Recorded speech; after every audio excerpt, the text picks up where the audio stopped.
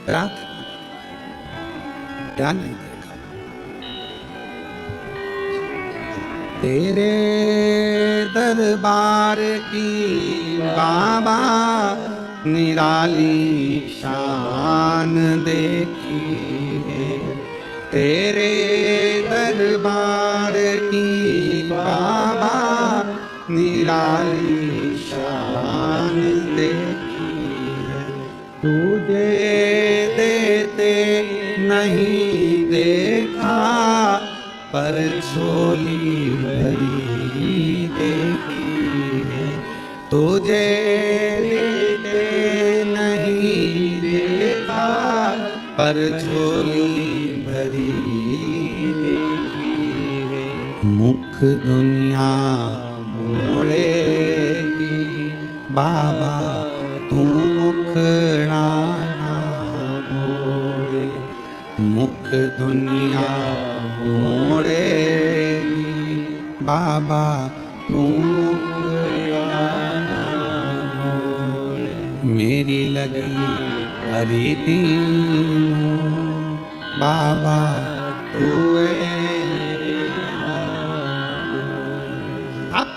आस्था, विश्वास, श्रद्धा, भरोसा, दृढ़ता, कुबेरेश्वर धाम आओ तो पूरे विश्वास के साथ आना, वरना यहाँ आने की जरूरत भी नहीं है। अपने घर पर रहो, सोफा सेट पे बैठो, पलंग पे लेटो, खूब रोटी खाओ, चकाचक करो, परेशान होने की जरूरत नहीं। विश्वास हो तो आओ, भरोसा हो तो आओ।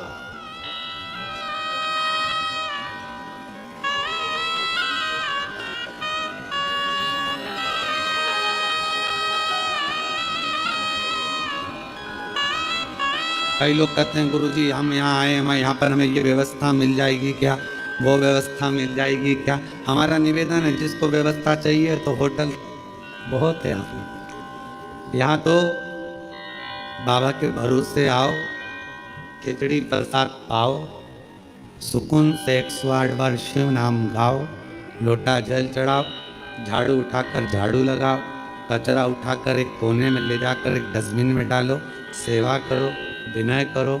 कहीं मौका मिल जाए अकेले में बैठकर शिव जी से बात करने का तो बात करो, कह कर जाना बाबा यहाँ से जा रही हूँ, अगली बार जब आऊँगा चेहरे पर बहुत खुशी लेकर आऊँ, ऐसी प्रार्थना कर कर जाती हूँ, मेरे चेहरे पर हंसी देकर जाती हूँ।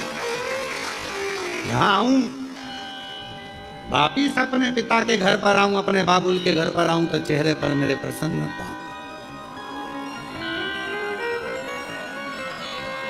कई लोग कहते गुरुजी हमने एक कथा सुन ली, 2 कथा सुन ली, 3 कथा सुन ली, लगे रहो कलकत्ता में तो थपथपाते रहो, मुन्ना सो जा, मुन्ना सो जा, मतलब कथा सुनते रहो, आते रहो, एक लोटा जल चढ़ाते रहो, श्री शिवाय नमस्तुभ्यम बोलते रहो। बार बार बोलोगे, बार बार माँ थपथपाती है, बोलती है तो मुन्ना की आंख में नींद भर आती है, बच्चा सो जाता है। उसी तरह जब हम बार बार शंकर के मंदिर जाते हैं, एक लोटा जल चढ़ाते हैं, उसको पुकारते हैं, कथा में जाते हैं, बारंबार प्रार्थना करते हैं, तो एक ना एक दिन मेरा बाबा तुम्हारे सामने आकर तुम्हारा दुख काट ही देगा। हम उस पर आश्चर्यचकित होकर जाएं।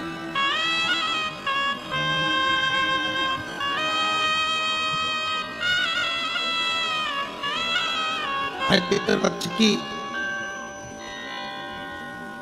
अमावस्या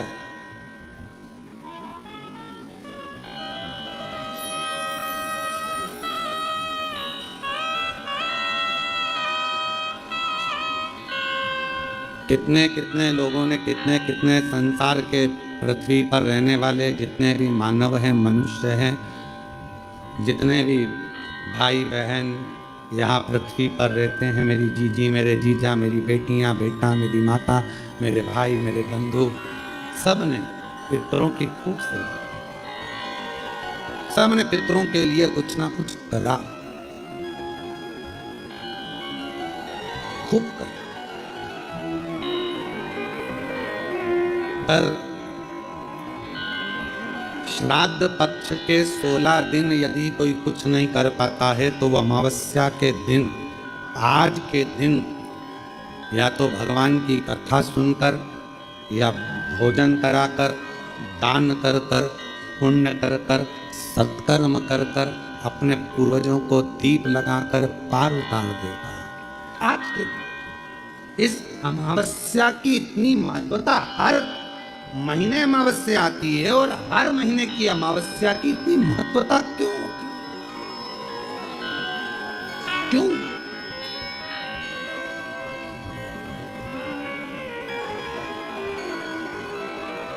पितृपक्ष की अमावस्या या अन्य महीने की अमावस्या इतना फल क्यों देती है, इतना आनंद क्यों देती है, हमारे पूर्वजों के लिए इतना सुख क्यों प्रदान करती है?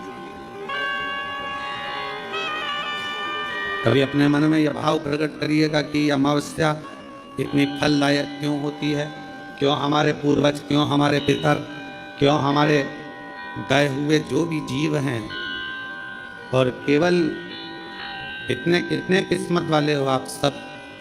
शिव महापुराण की कथा कहती है कि श्राद्ध, पिंड, तर्पण, तिलांजलि, जो जन्म लेकर बड़ा होकर चले गया उसका तर्पण हो रहा है, उसकी तिलांजलि हो रही है, उसका पिंड हो रहा है, उसका तर्पण हो रहा है। पर कई कई मेरी जीजियां इस संसार में, कई मेरे जीजा उन बैठे हैं, कई बेटियां बैठी हैं, कई जीजा बैठे हैं, कई माताएं बैठी हैं जिनके गर्भ में 2 महीने का, 4 महीने का, 3 महीने का, 6 महीने का, 7 महीने का कोई बच्चा जन्म लेने के बाद चला गया, किसी का गर्भ में 2-4 महीने का चले गया, किसी का 6 महीने का चले गया, किसी का जन्म लेने के बाद चले गया, कोई कुंवारी अवस्था में मर गया, कोई अधोगति में मर गया, कोई विवाह ही नहीं हुआ था तो चले गया, कोई छोटा सा बाल्यावस्था में चले गया। ना जाने कैसे जीव चले गए। कई माताएं बैठी हैं संसार सागर में जिनके वो जीव चले गए, क्या करे वो उस बच्चे के।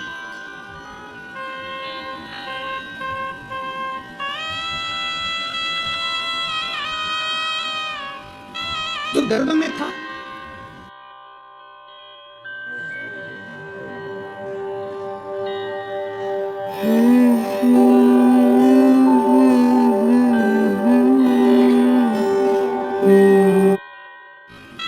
जो गर्भ में था, 4 महीने का, 6 महीने का, 8 महीने का, 1 साल का, कोई बड़ा हो गया, कोई छोटा, कोई कैसा अधोगति में चला गया, वो भीतर के भीतर चला गया, आखिरी में समाप्त हो गया।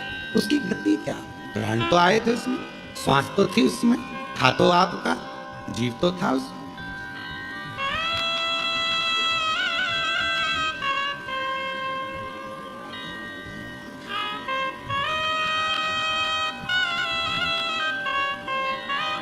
उसकी मुक्ति कैसे होगी? उसका मोक्ष कैसे होगा? उसकी गति कैसे होगी? कहा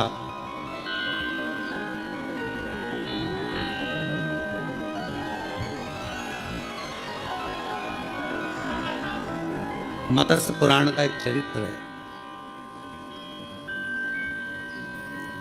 और मत्स्य पुराण का ये पवित्र चरित्र अक्षोदा सरोवर को दर्शाता है। एक अक्षोदा नाम की एक बड़ी सुंदर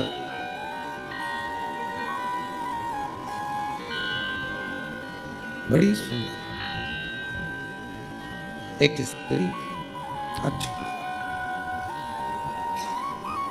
मत्स्य पुराण का ये पवित्र चरित्र है। वो एक दिन उसके मन में आया कि मैं भगवान को प्रसन्न करूं और उनसे कुछ वर पाऊं।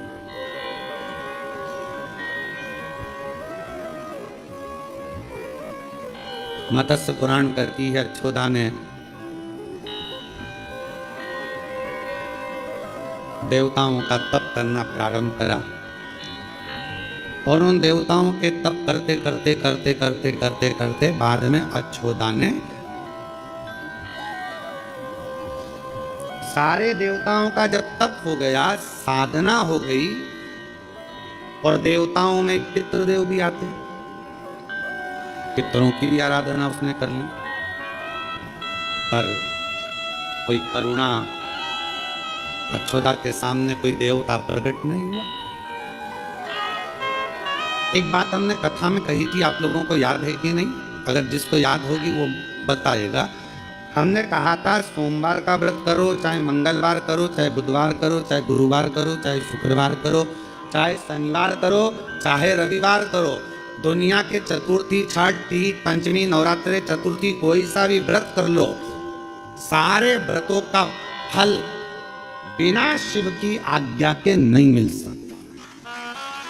सुना था आप लोगों ने? शिव की आज्ञा के बिना नहीं मिल सकता। अब अछोदा ने, मत्स्य पुराण कहती है, अछोदा ने देवताओं का तप करा, साधना करी, सारे व्रत करे, उपास करे, साधना करी, तपस्या में लगी रही, नारायण भगवान की करी, ब्रह्मा जी की करी, सारे नाग देवता, ये देवता, वो देवता। आपके जैसी थी अछोदा। अछोदा आप क्या करते हो? शंकर जी के मंदिर में जाते हो तो जितनी जितनी सामान भगवान रखे रहते हैं सबको नहलाए आते हो। एक लोटा जल लेकर जाते हो, शंकर जी को तो चढ़ाओगे, इधर गणेश जी, पार्वती जी, कार्तिक, नंदी, मालूम पड़ा घंटी भी रखिए तो उस पे भी चढ़ा।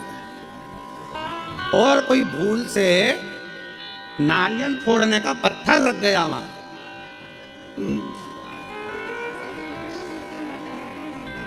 मान लो कोई नारियल फोड़ने का पत्थर रख गया तो हर उसको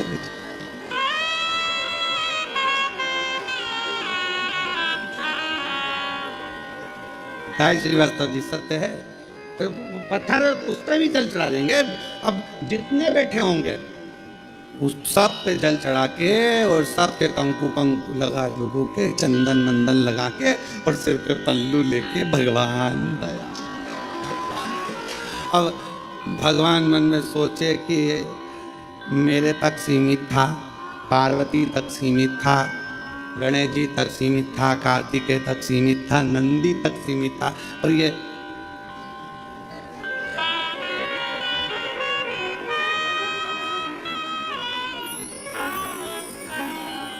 इसको भी चला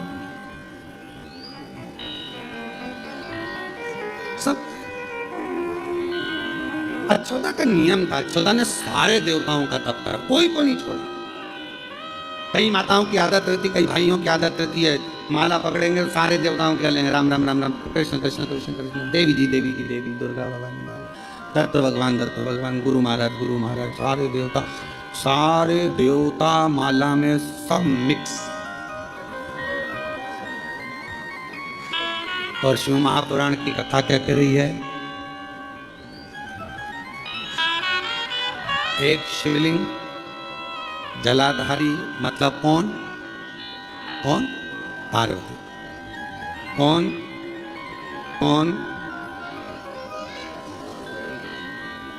शिवलिंग ऊपर की जलाधारी में जया, विषहरा, शामरी बारी, दौतली थे।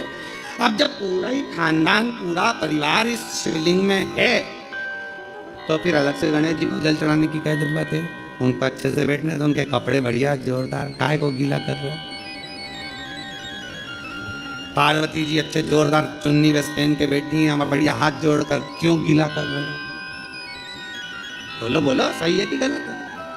कार्तिकेय जी बैठे हैं अच्छे से बढ़िया से, तो उनको भी नहलाने की क्या जरूरत? जब सब तुझ में रब दिखता है यारा में, जब एक ही जगह पर सब हैं तो फिर हम हमारी बुद्धि को क्यों इधर उधर करना है? क्यों?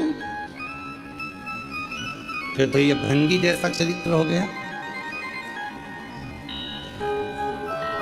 भृंगी ने क्या करा था? शिव पार्वती पास में बैठे हुए थे, शंकर जी की आराधना करता था भृंगी, रोज एक परिक्रमा शिव जी की करता था।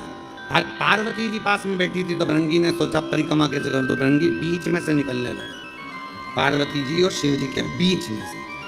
पार्वती जी ने देखा तो बीच में आ रहा है, पार्वती जी और चिपक गई शिव जी से। उसने देखा थोड़ी सी जगह बची है तो उसमें से निकलने लगा। शंकर भगवान मुस्कुरा के पार्वती जी से बोले अब क्या करेगी? पार्वती जी खड़ी हुई, शिव जी की गोदी में बैठ गई। ले अब निकल, कहां से निकले? अब निकल। और भृंगी ने भंवरे का रूप रख लिया। दोनों के बीच में से उड़ के जो थोड़ी सी जगह थी, दोनों के बीच में पार्वती जी गोदी में बैठी हैं, दोनों के बीच में जो थोड़ी सी जगह थी उसमें से निकलने लगा। तब पार्वती जी ने कहा, तूने शिव और पार्वती को अलग समझा है। शंकर, पार्वती और 33 कोटि देवता ये कोई अलग नहीं है, सब शिव में समाये हैं। ये तेरा भ्रम है, ये तेरा भ्रम है। इसलिए मैं तुझे श्राप देती हूं। तेरे शरीर में जितना मांस है वो माँ का दिया हुआ है, जितनी अस्थियां हैं वो पिता की दी हुई है। अगर तू माता से भेद करता है तो तेरे शरीर के मांस छिन्न हो गए, केवल हड्डियों का ढांचा रह गया। प्रार्थना करी, क्षमा कर।